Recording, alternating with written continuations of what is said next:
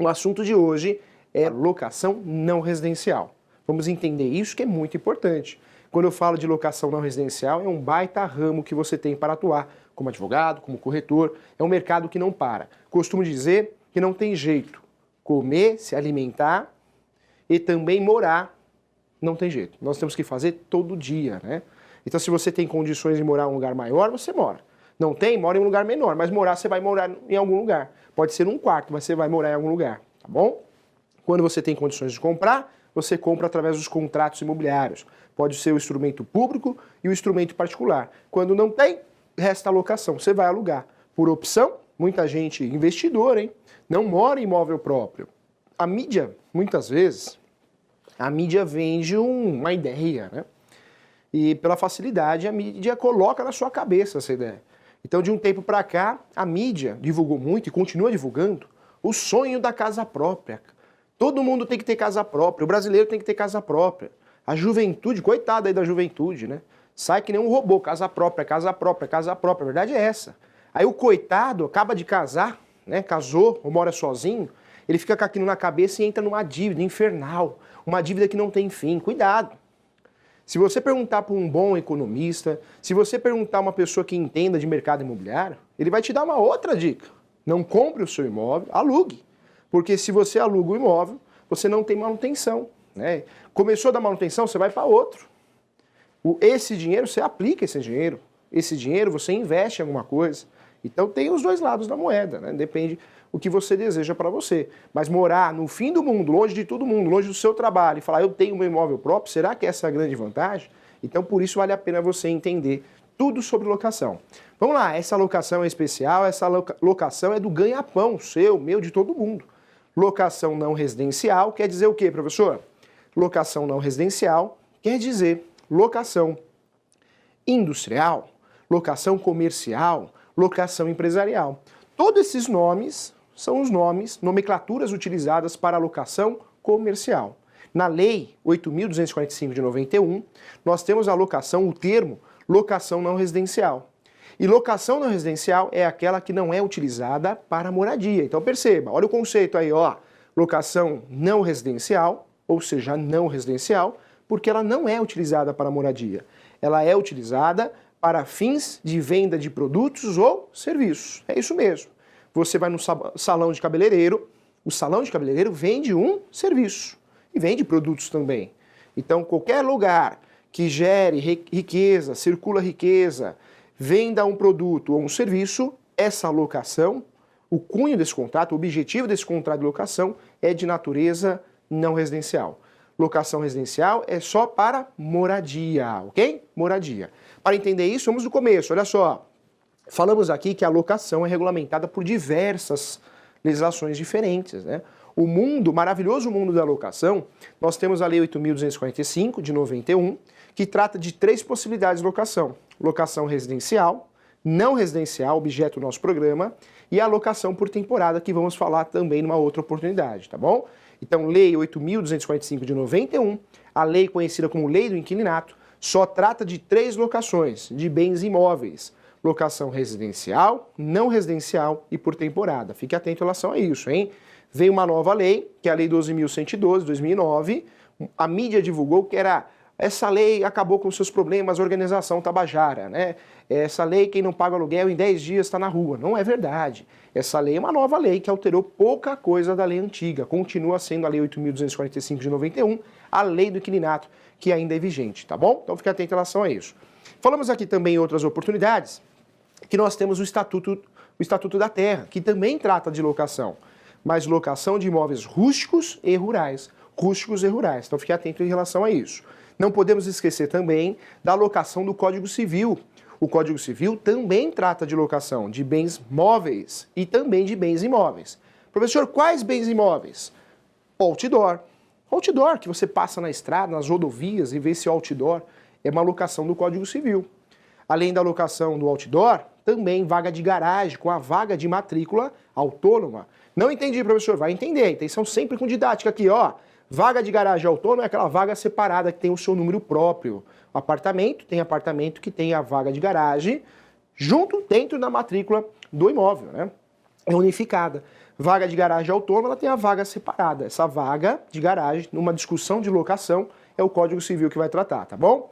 Hotel, motel, a parte hotel, também é o Código Civil que vai tratar dessas locações, ok? Fique atento aí, olha que legislação complexa, né, em relação à locação. Olha como é importante estudar isso. Quando eu falo da locação não residencial, volto a falar, essa locação pode ser chamada de locação industrial, locação empresarial, locação comercial e não residencial, como a lei chama, ok? Então tem vários nomes por aí. Professor, locação de shopping center. Locação de shopping center é aplicada a analogia da Lei 8.245/91.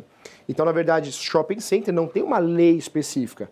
É utilizada a lei do inquilinato por analogia. Existem, sim, algumas regras específicas em relação à locação de shopping center. Então, realmente não é igual à locação não residencial. Existem algumas regras específicas, tá bom? Então, é importante você saber. Volto na locação não residencial. Essa locação tem a finalidade de oferir lucro ao inquilino. Ele vai usar aquele imóvel para vender um produto ou serviço. Então, essa locação é não residencial. A não residencial gera vários efeitos. Um dos efeitos é o fundo de comércio. Isso mesmo, fundo de comércio. Você que está nos assistindo aqui, você corretor, tem advogado que assiste o nosso programa também, tem estudante de direito e tem pessoas aí que não é do meio, mas gosta de assistir o programa porque acaba entendendo, conhecendo o direito. Então, todo mundo que está nos assistindo aqui, olha que interessante. Avise o papai, a mamãe, o marido, a esposa, avise um amigo que é comerciante que você, quando fica num comércio, você aluga esse imóvel aqui, alugou esse imóvel. Se você fica mais que 3 anos, você já tem o direito ao fundo de comércio. Fundo de comércio é a clientela. Então você tem o direito à clientela. Se você alugou esse espaço, ficou durante 3 anos na mesma atividade, você tem o direito ao fundo de comércio. Professor, por que é importante saber? Porque você tem direito a uma indenização. Não é justo chegar ao locador e falar assim, pode sair, não quero mais você aí. Meu filho também vai abrir uma pizzaria igual a sua, inclusive no mesmo lugar. Não é justo. Então a jurisprudência criou o fundo de comércio, fortaleceu esse fundo nos últimos anos e você tem direito a uma indenização, chama ação de indenização por fundo de comércio. Claro, vai depender de cada estado, temos jurisprudências diferentes, entendimento de juízes do caso concreto. Então precisa analisar o caso concreto, mas saiba que você tem esse direito ao fundo de comércio. Olha que interessante. Quando eu falo de locação não residencial, essa locação, além da ação de fundo de comércio, que é a ação da clientela, fundo de comércio ele é o gênero de várias espécies, né? Fundo de comércio é o gênero e dentro do fundo de comércio tem várias questões a serem analisadas. Primeiro a clientela, depois o material, as ferramentas. Professor, o restaurante, como que eu analiso o fundo de comércio? Diversas formas, né? Você vai analisar a clientela, os pratos, se tem forno a lenha, se tem fogão industrial, tudo isso, junta tudo isso, é o fundo de comércio, tá? Então nós temos essa classificação, o fundo de comércio é o gênero de várias espécies que estão dentro do fundo de comércio. Fique atento em relação a isso. Quando eu falo de locação não residencial, nós temos aí que estudar as ações locatícias, porque realmente as ações locatícias são ações que eu uso em um litígio relacionado a um contrato de locação. Primeira ação locatícia, que eu quero que você relembre, é a ação de despejo. Despejo é o gênero de várias espécies. Nós temos vários tipos de ações de despejo diferentes. Ação de despejo por descumprimento contratual, ação de despejo por denúncia vazia, ação de despejo por falta de pagamento, entre outras modalidades. Nós temos mais de 57 teses diferentes para ação de despejo, hein? Mais de 57, olha só. Despejo é o gênero de várias espécies. Ação de despejo é a única ação que eu consigo rescindir o contrato de locação, hein? Só ação de despejo que rescinde. Eu, proprietário, quero meu imóvel de volta. Jamais eu vou usar em uma locação a ação de reintegração de posse. Manutenção de posse, interdito proibitório, eu deixo de lado essas ações. Falou em locação? É locação? É despejo. É a ação que eu vou utilizar para rescindir o contrato, tá? Segunda ação locatícia, olha que interessante, é a ação revisional. Revisional. Então preste atenção aqui, olha que interessante, ó. Você comerciante, você empresário, paga aluguel. Só que a crise do país, em frente ao seu comércio aconteceu alguma coisa na rua, uma obra. Em frente ao seu comércio tinha um monte de comércio, hoje não tem mais. Então o movimento do bairro é muito menor, cabe uma ação revisional. A ação revisional é que nem a ação revisional de alimentos, pensão alimentícia. Serve para aumentar o valor do aluguel ou diminuir. Ou seja, a ação revisional, quem pode usufruir dessa ação, quem tem legitimidade ativa? Pode ser o inquilino e pode ser o locador, porque ela serve para aumentar o valor do aluguel ou diminuir. Então, vamos dizer que você tem um comércio em frente ao metrô. Aquela portaria lá do metrô fecharam, acabou. O metrô não usa mais. O metrô tem várias entradas, né? Se cismar por algum motivo, pode fazer isso. Você tinha o comércio em frente ao metrô. Você tinha condições de pagar R$5.000 com facilidade. Você pagava por dia isso daí. Mas acabou. Acabou. Fecharam o metrô. Você não tem mais condições. A sua loja não tem mais o mesmo movimento. Você vai conversar com o proprietário, o locador, ele fala, não, meu aluguel ninguém mexe, nós combinamos 5.000 por mês, é 5.000 por mês. Você pode ingressar com uma ação revisional. O intuito dessa ação, o objetivo, é diminuir o valor do aluguel, tá bom? Vai fazer uma revisão do valor do aluguel. Mas o contrário, a situação inversa pode ocorrer. Vamos dizer que é o contrário. O locador percebe que os 5.000 está barato, porque em frente à loja, em frente à propriedade dele, fizeram um metrô, fizeram um terminal de ônibus. Dobrou, triplicou o movimento. Então, cabe ao locador ingressar com uma ação revisional para aumentar o aluguel. Então, a revisional de aluguel, a revisional do contrato de locação serve para aumentar ou diminuir o aluguel, ok? Fique atento em relação a isso. É uma ação importante para o dia a dia. Então, ação revisional, tá bom? Vamos lá. Terceira ação locatícia que é importante falar na locação não residencial. Terceira ação locatícia é a consignação de pagamento. O direito não socorre quem dorme, né? Eu costumo dizer em aula, quem me conhece, duas coisas. O direito não socorre quem dorme e quem guarda artigo é bandido. O professor fala o artigo, quem guarda artigo é bandido, né? Você tem que guardar o conceito, porque o artigo está aí. Você vai na Lei 8.245/91, você vai ficar sabendo, você vai achar os artigos. Então quem guarda artigo é bandido. Pergunta por que o cara está preso. Ah, doutor, estou preso por causa de 171, ele sabe, né? Então para com isso, você não precisa guardar artigo, você precisa guardar o conteúdo, isso que é importante na prática. Olha só. Quando eu falo da ação locatícia, na verdade o termo é no plural, ações locatícias, são ações locatícias. Nós temos a primeira, despejo, segunda, revisional, terceira, consignação em pagamento. A consignação de pagamento de aluguel é aquela ação que eu não sei para quem pagar. O que eu faço? Vou lá e faço a consignação do valor.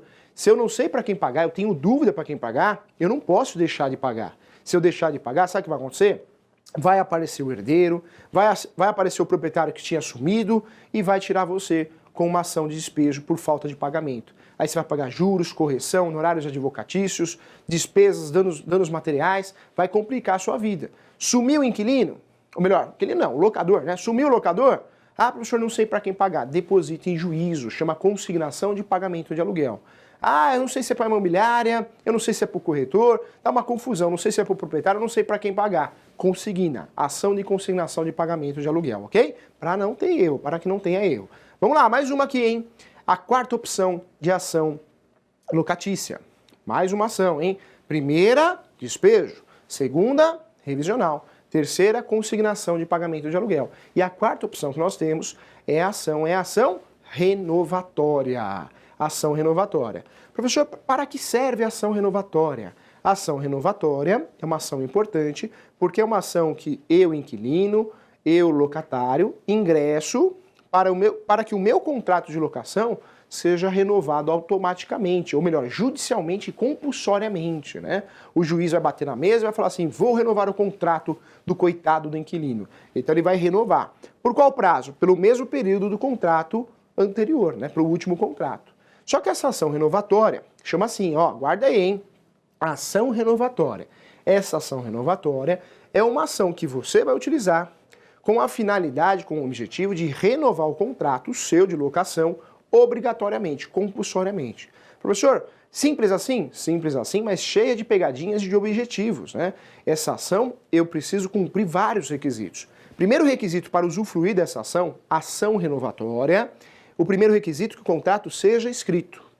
Ah, professor, mas espera aí. Todo contrato de locação é escrito, professor. Não é não, hein? A Lei 8.245 de 91, ela não obriga ninguém a fazer contrato escrito. O único contrato que tem que ser escrito obrigatoriamente é o contrato por temporada. Esse contrato, sim. A Lei 8.245 de 91, alterada pela Lei 12.112 de 2009, esse contrato, sim. A regra do jogo é escrito. O imóvel por temporada ele tem várias características diferentes. Tem que ser por temporada, não pode ultrapassar de 90 dias, o pagamento pode ser feito antecipado do aluguel, e um dos requisitos também é o contrato escrito. Tem que ser feito um contrato escrito, obrigatoriamente, olha que legal. Esquece o contrato por temporada, nosso assunto de hoje é contrato de locação não residencial, esse não. O contrato de locação residencial e não residencial, ninguém obriga a ser escrito. Fato que você e eu, você que acompanha a questão de direito já há um bom tempo, você que assiste o nosso programa, nós sabemos que o direito não socorre quem dorme, então tem que ser tudo por escrito, ainda mais hoje em dia, né? Queira ou não queira, hoje em dia o ser humano está agressivo. Eu costumo dizer que hoje em dia você tem que fazer as coisas com muita perfeição, pensar antes de fazer, tudo escrito, tudo por e-mail, porque infelizmente eu acredito no bem, vou acreditar sempre no bem, mas tem muita gente estressada demais pela vida que está pelo trabalho, pela correria de vida, a situação do país. Então o ser humano ele está agressivo. O ser humano está agressivo e muitas vezes está perdendo o bom senso, né? Ele não tem mais hora para te ligar. Ele liga meia-noite, 1 hora, se você é corretor, se você é advogado, se você é contador, se você é um profissional, tudo tem que ter bom senso. Mas infelizmente está assim. Para evitar e corrigir essa situação que está acontecendo na prática, tudo tem que ser escrito, tudo tem que ser conversado. Como dizem, né? A conversa não pode ter curva, porque hoje está faltando bom senso. Então, na verdade, tem que ser por escrito. No mundo do contrato de locação, você vai ter coragem de fazer um contrato não sendo escrito? Meu Deus do céu! Um contrato não escrito não é bom. Não é bom porque a lei no inquilinato, pensando agora do lado do locador, vai proteger quem? O inquilino, o locatário. Contrato de locação não escrito, a lei fica do lado de quem? Do inquilino. Não é bom. Tem que ser escrito sim. A lei não obriga, mas a prática, a vida atual, obriga que seja escrito, porque senão vai dar problema, hein? Vai passar nervoso. Então tem que ser escrito, tá bom? Não é obrigatório ser escrito, porque a lei não obriga. Mas fato é que é importante que seja escrito. Vamos lá, voltando aqui, ó. A ação renovatória, um dos primeiros requisitos é que o contrato seja escrito, porque a lei não obriga. Para fazer a renovatória tem que ser escrito. Segundo requisito da renovatória, hein? O contrato tem que ser escrito e por prazo determinado. Professor, o que é isso? Prazo determinado? Não entendi. Prazo determinado tem que ter data para começar e data para encerrar. Prazo determinado é isso. Início e fim. Acabou os requisitos? Não. Tem um terceiro requisito. Para usufruir de uma ação renovatória, eu preciso usar essa ação renovatória quando eu tenho aí no comércio 3 anos na mesma atividade. Ou seja, eu posso estar no imóvel 10 anos, mas pelo menos 3 anos na mesma atividade. Professor, mas se eu aluguei imóvel, vai ser sempre a mesma atividade? Não. No Brasil é muito comum você alugar um imóvel, você está no imóvel, você acha o aluguel bom, barato, você gosta do bairro, 10 anos. Nos 2 primeiros anos você abre um lava-rápido estacionamento. Não deu dinheiro, você fecha. Aí no 3º, 4º e 5º anos, 4º e 5º ano, você abre um açougue. Só que você descobre que o bairro, a maioria que mora nesse bairro é vegetariano. Aí você fala, pronto. Meus problemas acabaram, Organização Tabajara, vou abrir um restaurante vegetariano. E abre um restaurante vegetariano. Só que você percebe que é muito difícil também lidar com um restaurante vegetariano. E aí você acaba abrindo uma pizzaria. É muito comum no Brasil um sujeito que aluga um imóvel comercial, 10 anos de imóvel, mudar de atividade várias vezes. Para cumprir o requisito de usufruir dessa ação, você precisa de pelo menos 3 anos na mesma atividade. Não importa o comércio, mas pelo menos 3 anos na mesma atividade. Então olha como essa ação é cheia de requisitos. Primeiro requisito, contrato escrito. Segundo, contrato por prazo determinado. Dia do começo e dia do final. Terceiro requisito, qual que é o terceiro? 3 anos na mesma atividade. E o quarto requisito, olha só, tem o quarto requisito ainda. O contrato de locação para usufruir, né, dessa ação renovatória nos contratos não residenciais, eu preciso estar no imóvel 5 anos. 5 anos na propriedade, na posse do imóvel como inquilino. Então, olha só, quantos requisitos. Contrato escrito, determinado, 3 anos na mesma atividade no mínimo e 5 anos no imóvel. Ou seja, eu estou 5 anos no imóvel na mesma atividade. Se está na mesma atividade, cumpri os 3. Vamos dizer que eu estou 5 anos no imóvel, porém, eu sempre mudei de comércio, de ramo. Eu fiquei 1 ano em cada ramo, já não dá para ingressar com essa ação. Por quê? Você ficou 5 anos no imóvel, você cumpriu um dos requisitos, que é o fato de estar 5 anos no imóvel. Porém, você não tem o requisito de 3 anos na mesma atividade, que você comprova com os atos constitutivos e testemunhas, prova testemunhal. Lembra lá das provas que o professor já falou. Então, fique atento em relação a isso, hein? Olha que ação boa. Essa renovatória é uma ação interessante, por quê? Você inquilino, você locatário, consegue renovar o contrato de locação judicialmente, compulsoriamente, tá bom? Então essa é a dica de hoje. Vamos lá. Professor, além da ação renovatória, tem algo importante ainda sobre locação não residencial? Locação residencial é um assunto que não acaba mais, né? É importante falar também sobre a indenização das benfeitorias. Então cuidado. Olha só, professor, eu aluguei esse imóvel aqui. Eu vou reformar, depois eu converso com o proprietário. Não faz isso, hein? Quando você reforma um imóvel, se não é uma reforma necessária, é uma reforma, na verdade, chamada de voluptuária, entre outros termos que são utilizados. Se você reforma, né, só para um bem-estar, por luxo, cuidado. Tudo que é reformado sem autorização do locador, unifica o bem. Você perde, hein? Então você cismou de colocar uma banheira na casa que não é sua, que você alugou. Cuidado. Uma hidromassagem. O que pode acontecer? Você colocou a banheira, não avisou o locador, e você vai perder porque unificou o imóvel. Cuidado com essas benfeitorias, porque nem tudo que é benfeitoria você recebe de volta, como indenização, vai descontar no aluguel. Nem tudo, hein? Normalmente só as necessárias, ou seja, aquela que tem que fazer senão cai, corre risco de vida, essa tudo bem. Você não precisa nem avisar o locador, porque é urgente, precisa fazer logo, parte elétrica.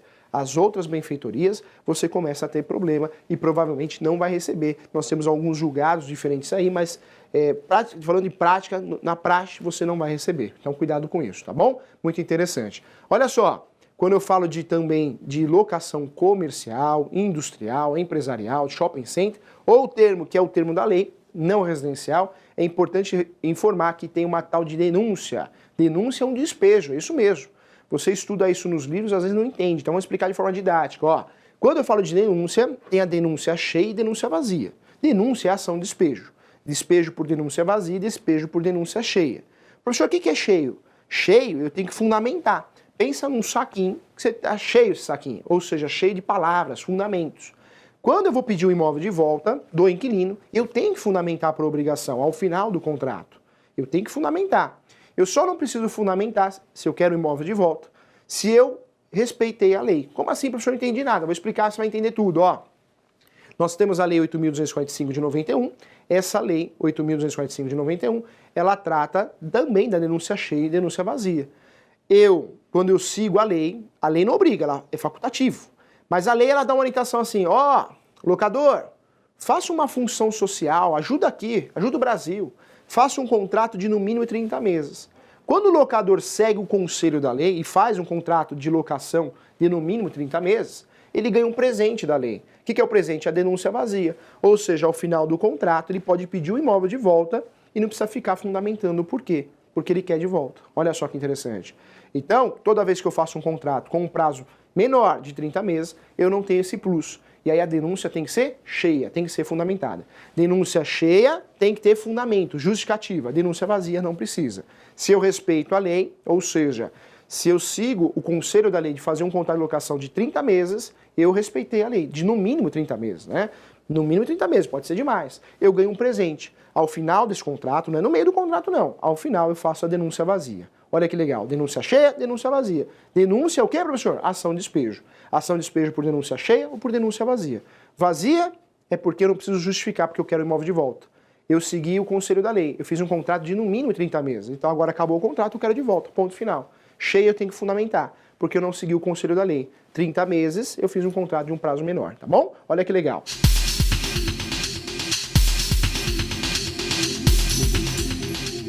É da nossa amiga Marcela, de Jaú. Um abraço para você, Marcela. Hoje, quais as vantagens de morar de aluguel, em vez de buscar ter a casa própria e ficar com uma vida pagando financiamento? Talvez só a segurança no caso de desemprego, ou existem outras vantagens para a casa própria? Casa própria é o maior sonho do brasileiro. Casa própria é 10, você não paga aluguel, é muito bom. Mas você precisa ver o momento que você está financeiro, o que você quer para a sua vida, né? Casa própria é 10, mas se você tem um dinheiro, não sei, você tem 200 mil, 100 mil, você vai dar entrada no imóvel, ficar com uma dívida absurda e não faz mais nada além de pagar a dívida, vai ter que comer o que você não gosta, não vai fazer nada, não tem condições nem no cinema, não sei, precisa analisar isso, né? Cada pessoa tem uma cabeça. O que eu oriento a você, veja o que você quer para você, né? Casa própria é ótimo, não paga aluguel, gera segurança na hora de desemprego. Mas se você tem um dinheiro que você não dá para comprar um imóvel próprio, se você tem aí um investimento para fazer, alguma coisa assim, pode ser uma opção. É melhor aí você consultar realmente um consultor, né, financeiro. Mas procura ler, estudar sobre esse assunto, é bem legal. Você vai achar várias matérias aí no Google, né, a respeito disso. Muita gente, muito investidor, não aconselha comprar um imóvel próprio, a verdade é essa.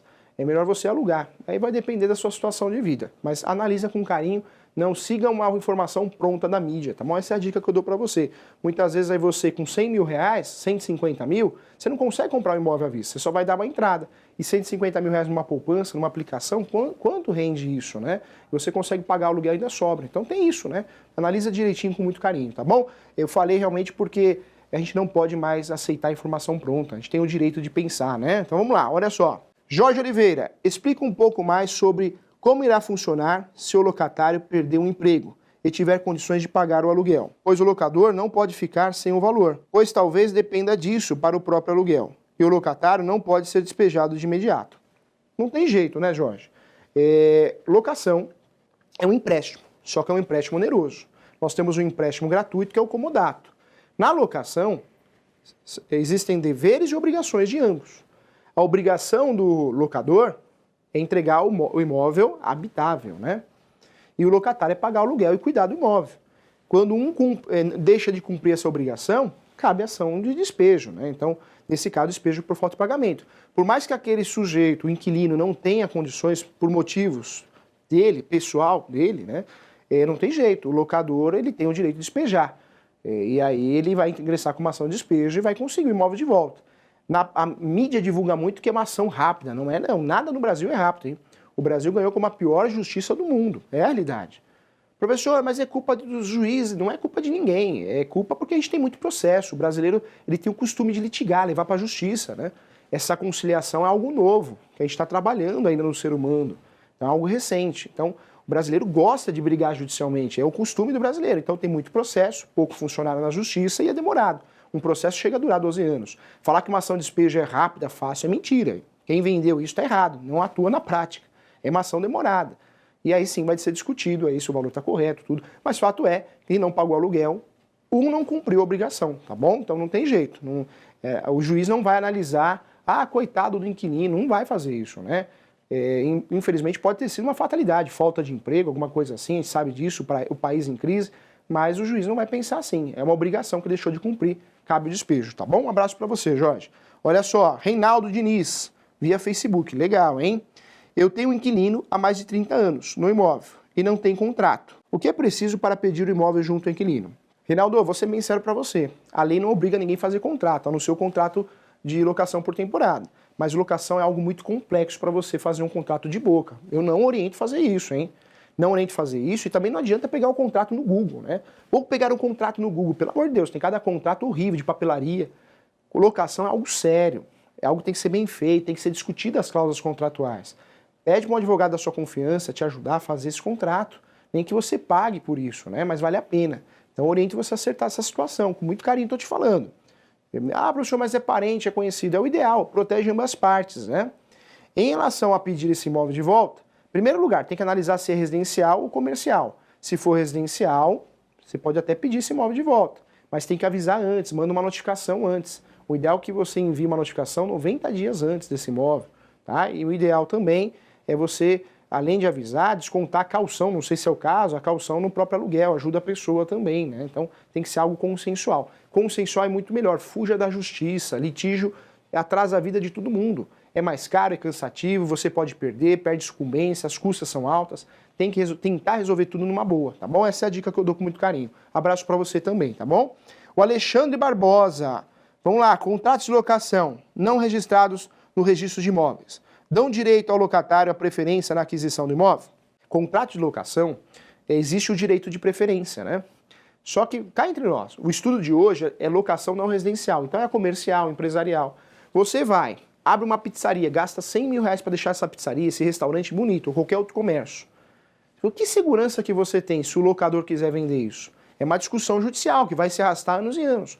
Então, qual é a dica que o professor dá? Pensando agora no inquilino, né? Sempre ajudando os dois, mas pensando no inquilino. Você que é inquilino de imóvel comercial, faça o contrato de locação e exija a averbação na matrícula do imóvel. Quando você averba o contrato de locação na matrícula do próprio imóvel alugado, você protege o seu direito de preferência. O locador pode até vender o imóvel, mas ele tem que oferecer para você antes. E quem for comprar sabe que você existe e está lá dentro, tá bom? Então, é a dica que eu dou. Tem que fazer, hein, doutores? Tem que fazer. Vamos lá. José Nilton Lopes. Para retomar o imóvel locado por 30 meses no final, tem que ser pedido na véspera do término? Quantos dias antes? Ou deixa vencer o último dia e é necessário somente pedir através de ação judicial? Ou basta notificar a parte? Vamos ser sinceros aqui, ó. Nós estamos vivendo em 2017, tem que fugir de litígio, hein? O Brasil ganhou com uma pior justiça, é demorado, é caro. Professor, mas ser advogado, não é melhor para você falar que é melhor usar advogado? Seria, mas eu sou sincero, né? Então vamos ser sinceros aqui, vamos espalhar. Olha que interessante, você tenta conciliar sempre, manda uma notificação 90 dias antes, depois manda outra 60, liga para a pessoa, fala que você vai precisar do imóvel, sempre melhor conciliar. Litígio, processo é só no último caso, fuja dele, não é bom para ninguém, tá bom? Então fuja dele. O ideal é que você avise o inquilino pelo menos 60 dias antes. Eu oriento a avisar antes, quanto mais melhor, até 6 meses antes. Eu acho justo, acho correto, a pessoa tem um tempo hábil para procurar uma outra casa, um outro comércio, mas a jurisprudência fala em 90 dias, 60 dias, vai depender do estado, tá bom? Então, um abraço para vocês todos, fico muito contente. Sucesso, paz, amor, faça o bem, não veja quem, tá bom? Tchau, fui! Tchau!